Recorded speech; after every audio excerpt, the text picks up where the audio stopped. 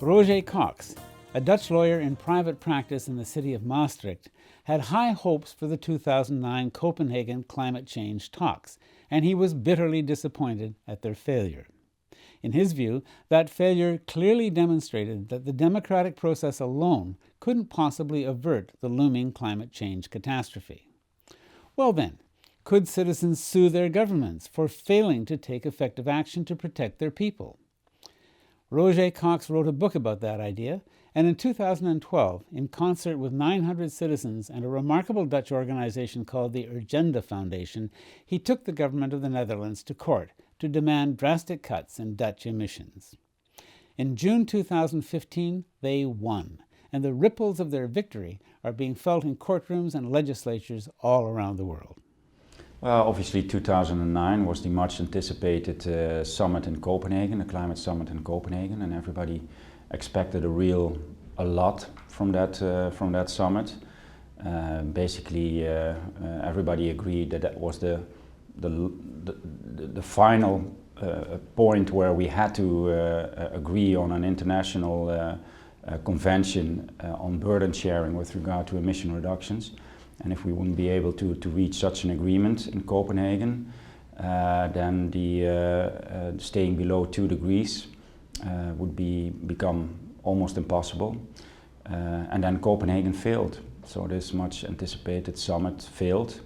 And it became clear that nation states were, at this point in time, not yet up to the task to keep us below 2 degrees. And take the reduction measures and mitigation measures that are necessary for that. And then I thought, well, let's see if there is a way that we can use the law in pressuring governments into more climate action, because you will need nation states to take a coordinate and leading role in transforming our energy systems and transforming society. I think without them and without their lead and coordination, such a transformation is almost impossible. And that's when I started thinking about writing a book about the whole issue, about the issue of climate change and why there's this stalemate position in politics and within the markets around addressing climate change. And so it became clear to me that the nation states of the world were at that point not yet up to the task of agreeing on how to keep us below 2 degrees. And I strongly feel that we need governments to take a leading role and a coordinate role in transforming society to a low carbon society. I don't think you can manage that transition without a leading role of states. And since they were not willing to do that voluntarily, in a way, I thought let's see if we can use the law for creating more pressure on national governments to start implementing adequate climate policies. And that's when I thought of writing the book. Tell me about the human rights violations that come from declining oil.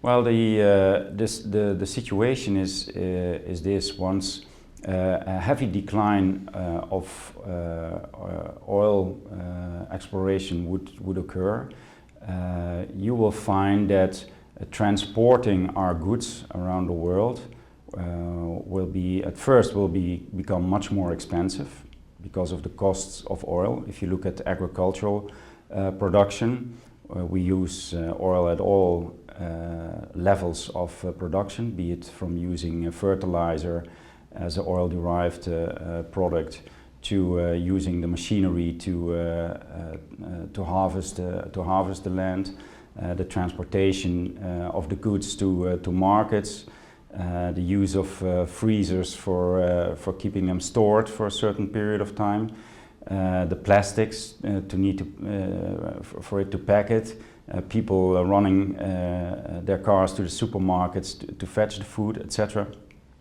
So once oil would become more expensive, you will see that within all those aspects, costs will rise. That will make food and other products, obviously, in the first instance, a lot more costly.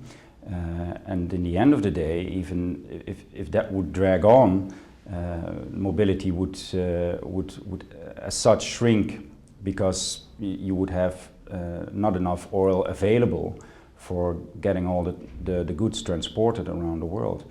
And that could lead to shortages in food and other basic needs for people, for instance. Roger Cox and his colleagues couldn't have won the climate change case without a remarkable client, the Agenda Foundation. We've already posted our interview with Dutch lawyer Femke Weidekoop, who was a litigant in the case, and we've also interviewed Marianne Manesma, the dynamic woman who runs the Agenda Foundation and operates it as if it were an entrepreneurial company. Along with several other interviews with brilliantly innovative lawyers, these conversations form part of Green Rights, our multimedia project about the human right to a healthy environment. For more information about that exciting initiative, visit www.greenrights.com.